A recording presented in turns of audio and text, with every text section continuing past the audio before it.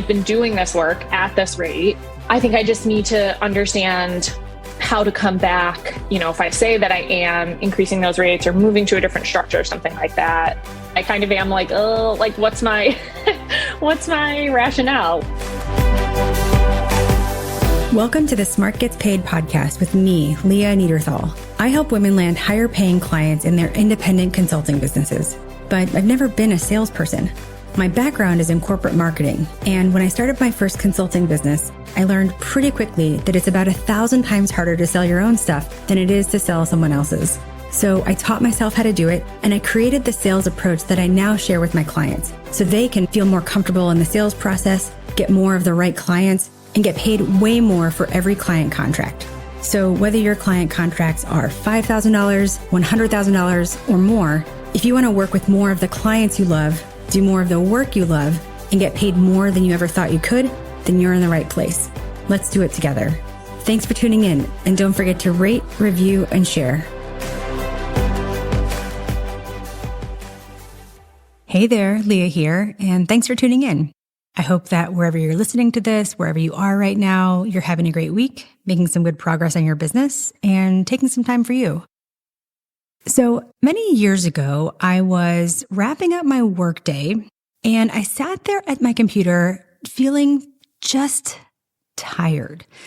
And it was that kind of tired that was like my brain was tired. Like my brain actually felt like it hurt. Like I could almost feel it hurting. Have you ever felt that like after a long day? And I know that's crazy because I don't think you have any nerve endings in your brain, but like, trust me, my brain felt tired. Maybe you felt that before too, like at the end of a long day. And as I was sitting there feeling my brain just feel tired, I realized, I was like, I have touched every client today in some capacity. I think I had had a call with a few clients. Maybe I'd responded to an email or written something for a client, but like I had had some touch point that day with every client that I was working with at the time. And I think the task switching had just sort of like worn me out because there's a limit to the number of clients you can handle in a day.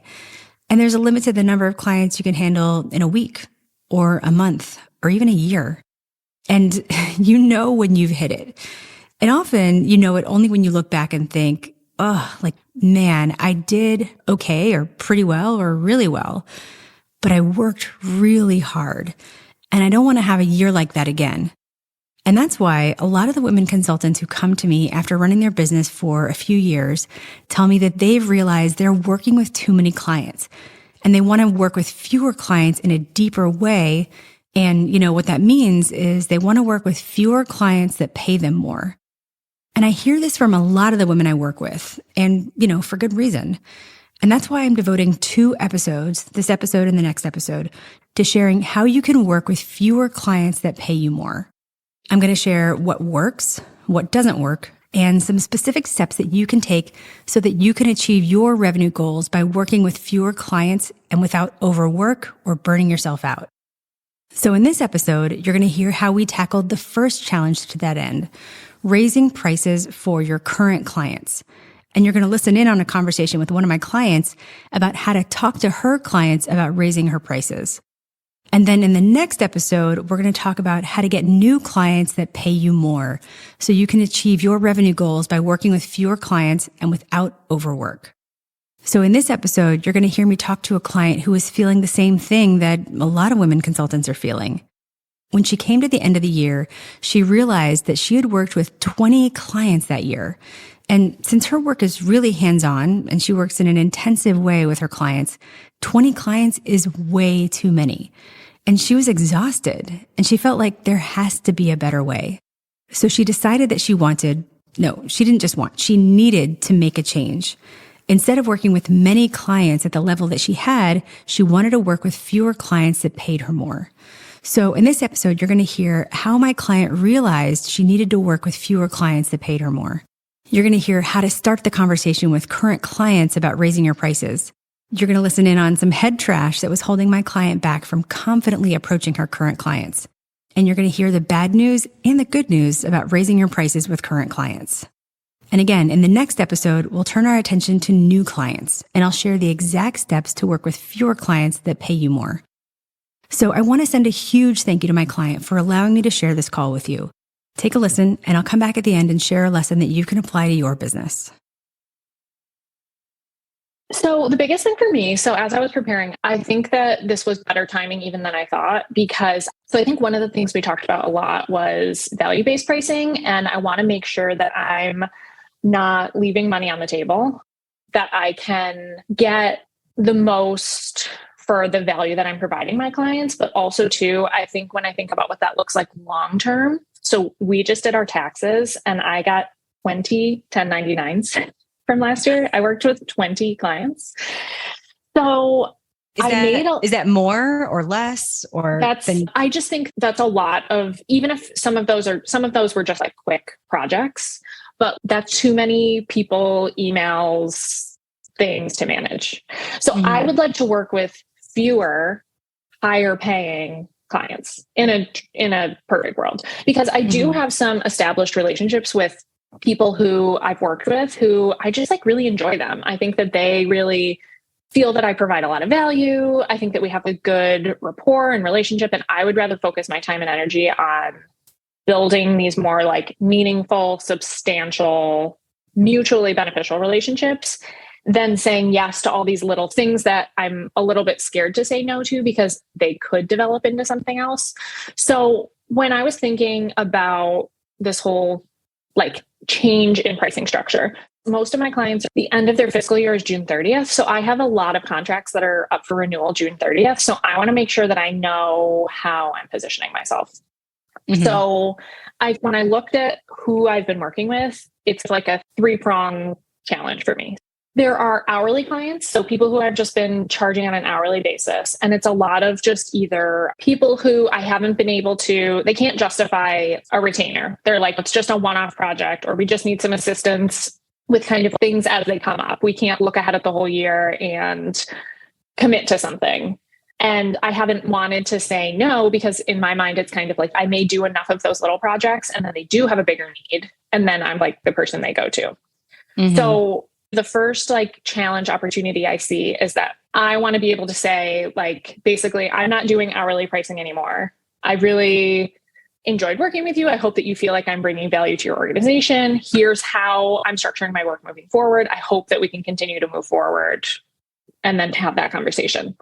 And you've already done that, or you just want to? No, I'm like in a place now where I'm like approaching some of those conversations, because I feel like a lot of people are planning for their like July 1 through June 30th. So I want to figure out, what does that conversation look like?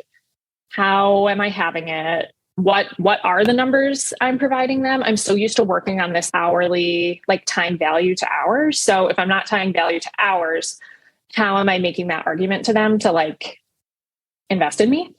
And then I have clients right now who have signed a retainer, or we are working in that capacity, but like, how do I move them up? Like, how do I charge more? Like, how do I, if I'm moving away from saying like X dollars gets you X hours, how can I turn that into like X dollars, which may be more than you're paying right now, gets you, like, what does it get you? How am I like, how am I selling that? And then I saw the third prong as just, once I have that down, then what about these maybe like clients I don't even know exist? So it's moving my hourly clients to something more sustainable, like a retainer. My existing clients, if I feel like some of them are, I'm glad I have their buy-in and we have a contract, but maybe I'm still undercharging them. How does that conversation happen? And then I'm hoping that the third part of that is, then it opens up for potential clients. Then I have the framework to know what I'm doing or be charging the correct amounts moving forward. So pricing is like really front of mind right now, because I want to be having some of those conversations. And I feel like I have like a little bit of an idea in terms of like what the argument is or how I can sell them on that.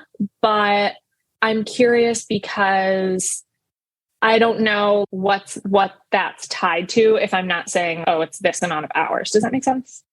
Totally. Okay. I mean, it's all, we're going to start to work backwards, because of course, you can't have the conversation if you don't know how to communicate it, but you also can't have the conversation if you don't know why it makes sense for them and for you. And have you considered that you might lose some clients in this process? Yeah, which is like scary. But it also, and hold on, I'm not just saying you're going to lose all your clients, but right. I'm thinking specifically about if there are clients that I don't want to say that anybody who's hourly can't go to value-based pricing. They absolutely can.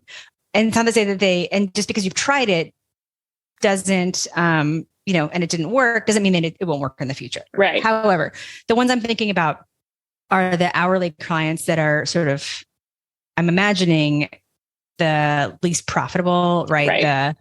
That sort of lower, that first tier that you were talking about. Yeah. And it's funny you say that because that was one of my questions too about like exactly the word you used. Are there tiers of, even when you start pricing your services? I was having this conversation with my husband because I was like, I don't want to say anybody is disposable, but I do wonder, like, the conversation having somebody jump from $1,500 a month that they're paying you to maybe $2,500 because you've made some sort of argument for like what you're adding, what type of additional value. I think that's different than like somebody who is having you do these onesie twosie projects and they're paying you like a couple $100 a month to say, oh, now my minimum for the month is $2,000 or something. Like, I don't know if they just truly might not have the work to support that. So I have thought of that, but I'm like, maybe that, even though it stinks in the moment, maybe that frees up time and energy for me to pursue these people who are going to be way more profitable. Totally. Well, and what I was making notes while you're talking, and also the note that I had written down is, I'm sure that this is especially scary if you don't have a plan to replace those with better clients. Right. Yeah. And so that's why like all these pieces work together, right? You don't just, it's certainly hard to be like, well, I'm going from $100 an hour or whatever to minimum $2,500 to even get me out of bed without a plan to just get those, because you have to learn how to get clients. Right. But immediately replace some of those smaller clients that, they're just not going to come with you. Right. And the thing about that, I'm maybe picking up a little bit of something that's like, do I have the right to do this? Right. I don't know. For sure. Yeah. Like I think because I wonder if I've set like, I know that behaviors can be changed, but I hope that it's like salvageable. I haven't just set this like expectation that even moving people who are paying me like a fixed amount every month, like I do wonder, even trying to move them up, like I've been doing this work at this rate and producing it. I think I just need to understand how to come back, if I say that I am increasing those rates or moving to a different structure or something like that. I think you're right. I kind of am like, oh, like what's my rationale? Like, exactly. But I think there's a little bit of, and I'm not trying to put words in your mouth, but I do want to sort of call out maybe a small elephant in the room, which is like, what right do I have to, to just say like, I've been doing it this way and now I'm doing it this other way. And right. Sorry. But the truth is that you have set this expectation. That's okay. But you also have the right to change how you're doing business at any time. Like, and at any time for any reason. And so, whether it's the end of the contract or the end of the year or whatever, or you're just taking your business in another direction, like, even if you said tomorrow, like, I don't even want to do this work, I'm doing something else. Right. That's also totally okay. So you have that right. Nobody's going to be mad. I mean, they might feel a way about it, but you're also going to have a system for getting more of the clients who really are picking up what you're putting down. And it's weird because I do definitely have that feeling. And I would think, I guess I only know what I know, but like, I assume that's just a part of some of the fear that comes along with like change and growth and stuff like that. But I also know, like, I can point to clients who I know I think would really fight to, like, they think that what I'm providing is valuable. They feel like I'm an extension of their team. They are very pleased with the work. I've had people ask, like, would you ever consider a full-time job? You know what I mean? So like, I know that there is value there. And I know that I'm not disposable to some of these clients. So there is this inkling where I'm like, I do think that they would pay me more. I just don't know what the tipping point is, like how far to push it, what my rationale is, how do I even come up with those numbers that I feel are like a baseline for what I'm providing? And then like, how do I communicate that? If it's not hours, like, am I hoping that they can project everything that they would want me to do for the year? So for some of the clients that I work with, I know that there's like annual projects that come up every year, but like, I don't want them to feel boxed out if they don't know every single thing they want me to assist with for the next 12 months. Totally. Yeah. Totally. Well, and so I just want to say all those questions about like, how do I structure it and how do I charge it and how charge for it and how do I talk about it and how do I, all of that, what's included, like that's going to be the first thing on your roadmap because there's a strategy for how to put together value-based pricing. Okay. And there's two components of it. There's value-based pricing, which is how do you structure your services and price it for value just in general. And then we also take a subset of that. And there's a strategy called the Etsy offer. And Etsy stands for easy to say yes. It's not easy to say yes because it's cheap. It's easy to say yes because it works with how clients make purchase decisions. So both of those two things will be on your roadmap. And then you'll have literally a step-by-step plan for how to, like, I'm going to walk you through how to put it together. Okay. Right? And then you can bring it to the feedback forum and we can workshop it, review it, make sure it's awesome before you bring it to the world. Okay. But I just want to call out one thing really quick. I think you're totally right about, I'm sure you've delivered incredible value to these clients, right? And it's just this concept I want to send over the internet to you, which is, I just want you to understand that like clients are not dying to get rid of you. They're not. I mean, I think that we sit over here and we're like, oh my God, if I make one move, and certainly this is a big move, but like if I make a move, they're going to get rid of me. And clients are not dying to get rid of you. I mean, think about, have you ever worked with a contractor or somebody on your team who like maybe is not the absolute best, but, or even on the other end is just not totally carrying his or her weight or whatever. How long do you keep those people on? Right. Because the switching costs are really high. And so, and I'm not saying they're going to keep you on because getting rid of you is hard. I'm saying they're going to keep you on because they like you and they're probably going to fight to keep you, you know? Yeah. So I think there's a few things we have to work on here because one thing about pricing is, and not just pricing, but offering pricing to clients who can actually afford that, right? It involves a few things. And each of these things is going to be on your roadmap. In what order we'll decide. But we have to know, in your case, what the thing is, right? How are you going to restructure your services? Working backwards, we have to also start to message your work in a way that communicates that value, right? And that sets that value. So I'm looking at your website right now, and you have under your services, you have all the things you will create, right? Which is it's a very common like trap to fall into. These are the things I will do for you, right? We want to get away from that.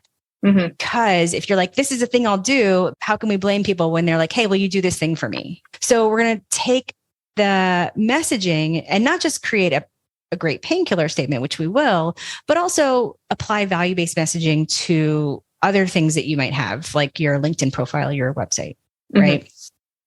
And the purpose of that is to get the right people even into our orbit, right? Then we have to talk about price on the first call, right? Because if this is the way you're going to work, then we have to just, like anything, we have to make sure that we're even in the same ballpark, right? If your minimum program, and I like program over packages, small thing, but if your minimum program is like $2,500 a month and somebody wants it for $200, you're not a client, right? You know, you were never going to be a client. I mean, they might've been your client in like the before times, right? But not the new times, right? They're not coming with you. They're not coming with you. And then we put our pricing and, you know, the information we get in a discovery call, we put that into a great proposal. And then we also have to help the client talk about your work inside the company or inside the administration team, however they're selling to. So all these things are connected. Does that make sense? And then of course we have to have a strategy to like bring the people in. Right. So, but it feels like to me right now, it's about, we have to solve this burning question of what am I even offering? Right. All right. The thing about having these conversations is we want to do a few things. Mm-hmm. One thing is we have to communicate the change in a way that benefits the client. Mm-hmm. Right. So one benefit of doing value-based pricing is you and the client are going in the same direction. Like you have the same goals, because really when you're doing hourly pricing or even like a set of retainer or a set of hours, right? It's like you and the client actually have opposite goals. They need to achieve the outcomes that they need in their business or their organization. And you want to make money, right? You're going to make money by helping them do that. But like also you need to get paid for that, right? For the work that you do. When you use value-based pricing, it's all based on the value to the company or value to the organization. You're actually both going in you have the same goals. Right? And the meter's never running. Like you'll never have to make a purchase decision just when you reach out to me, and we price it to be generous, you know, and depending on how you actually put the programs together, it'll be tremendous value to the client, right? Right. Yes. And then you have a conversation to talk about to talk about this change, because, because a lot of times you spend your time so much like doing the work, you never stop to talk about the work. So we set some time to talk about the work, and you say like, I've changed my business to be able to better accommodate. I'm just making this up, right? But like to be able to better accommodate my clients, because think about it, if you have 20 clients, then you're spread across 20 clients, and then you might not have those 20 clients right at once. Times. Yeah. But I'm taking on fewer clients, working more deeply with their team, blah, blah, blah, fill in the blank, but you get more of my attention. That doesn't mean you get more of my hours, but it means you get more of my attention. And do you think in this model, because it's interesting, even though and I'm sure that this is a product of just like when you do something long enough, you get tunnel vision and feel like that's the only way to do it. Because do you think that there's a danger, probably too strong a word, but let's say I'm quoting a much higher price. Am I basically saying kind of like, unlimited, like I'm kind of yours whenever? Because I'm not even nervous from like a time management perspective that I'm going to be like, oh my God, what if I tell everybody I'm available to them, even if it's five clients or whatever it is? I'm more just wondering, and this might be something you're getting to, so sorry if I butted in, but like, how are you, like when you're pitching it like this, I don't want to spread myself too thin. I want to be like a more strategic partner for you. I want to be an extension of your team and be like truly integrated in what's happening. Do you think they'll ask about limitations in terms of, since they're used to working on an hour with an hourly cap, like, well, what does this include? Do you know what I mean? Do you think those questions come up? They might. They might. Because this conversation, I will say, this conversation will be more difficult than any future conversation with any client that comes in starting today. And the good news is that there's a limited number of these conversations you're going to have. Right. Okay. So once you get through them, you're through them. And P.S., you don't have to even bring this conversation to some of the people that you just think are not, the right fit for this way of working with you. They might push back, or they might not even push back. They might probe. And I think also you and I are talking about this completely in hypothetical terms. So like it all feels weird and scary and nebulous. Because there's nothing because there's nothing we're looking at. But I just one thing I want to share is that you're not asking permission. You're not being like, is this okay? You're saying, this is how I am working. I brought it to you first, right? I'd love to continue our relationship. We've done all these great things together. This is a way I can provide you more service. And more service doesn't mean I'm unlimited to you forever. Those questions will be answered in how you actually structure the package. Right. So it's not just like I'm all yours forever. Right.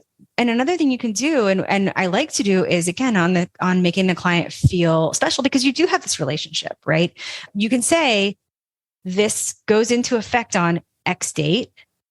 I am, as in reflecting our relationship or whatever, and on of our partnership for so many years, I'm extending your current rate or whatever through, 2 months, 3 months, 1 month, whatever it is, but you're accommodating them in some way. So it's not just like take it or leave it. The world changes tomorrow. All right. Does that feel a little bit like you're meeting, I don't know, to me, it feels like you're meeting them halfway. I mean, how does that land with you?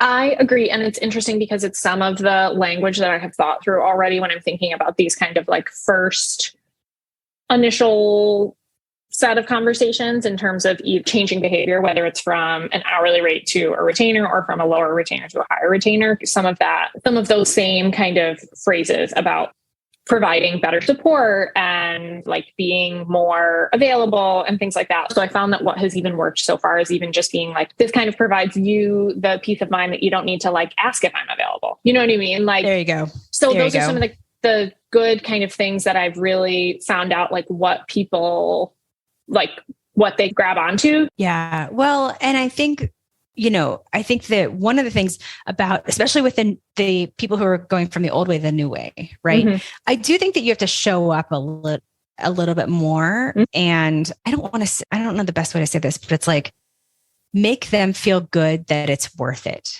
Mm-hmm. You know what I'm saying? And maybe not forever, but for a time. So what that looks like is, and you may do some of this already, but like, okay, it's the start of the month. Let's make sure we know what's coming. Let's make sure, essentially, if I'm a gym, let's make sure that you have to come to the gym so you don't cancel your gym membership. Right. Does that make sense? Yeah. So it's like getting a call from the trainer, right? When are we setting up your next workout? Mm-hmm. But that's easy for you to implement because that could be as easy as a calendar invite that you put in your own calendar, like once a month or 2 weeks, or maybe you have a quarterly planning session. It's like a little bit more leading the client from your side, but it can be extremely high value for them because they'll get the benefit of their investment, and clients need to be led a little bit. Like most of our clients are like on fire. Yeah. And so if you say, listen, I'm driving, I will make sure that we know what we're working on together. I don't know how that all sits with you. No, absolutely. That makes total sense. And I think that it's a more proactive, like, I'm here, don't forget about me. I'm here to work with you. Yeah. And I think that it shows you're not just waiting for them like anything else. You're not just waiting to be contacted. You're like, what's going on?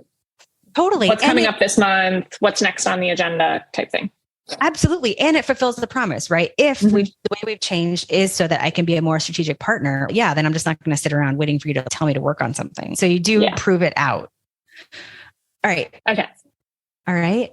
Cool. You're doing great. I'm so glad you're here. You're getting a really good jump on this. I'm so glad that we're having this conversation end of March for end of June. And so you're going to be in great shape. Awesome. Yeah, I'm very excited. All right. So there's so much to unpack in that call. And I know it was kind of a lot. Like even as I was re-listening to it and editing, I just kept hearing myself saying like, and you have to do this thing and another thing and another thing. But truthfully, that's because to work with fewer clients that pay you more so that you can make great money without overwork, it's not just about doing one thing, like raising your prices. It's about doing a lot of things right. From the types of clients you attract in your messaging, to how you lead a sales call, to your value-based scope and pricing, to how you lead a sales process and navigate the jungle. That's a lot of steps.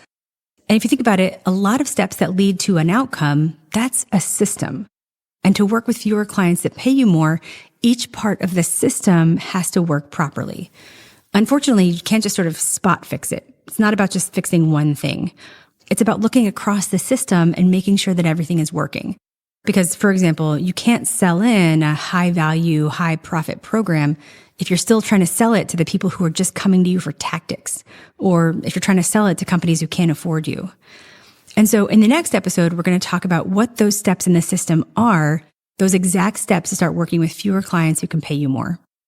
But I want to pull out something from this call that you can use in your business. And it's something we sort of went over really quickly. So I want to really pull this out and make it super clear.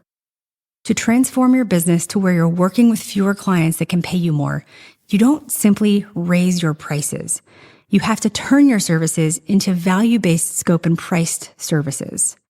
And when you bring that new value-based scope and pricing to your current clients, you're not simply telling them you get the same thing and now it costs more.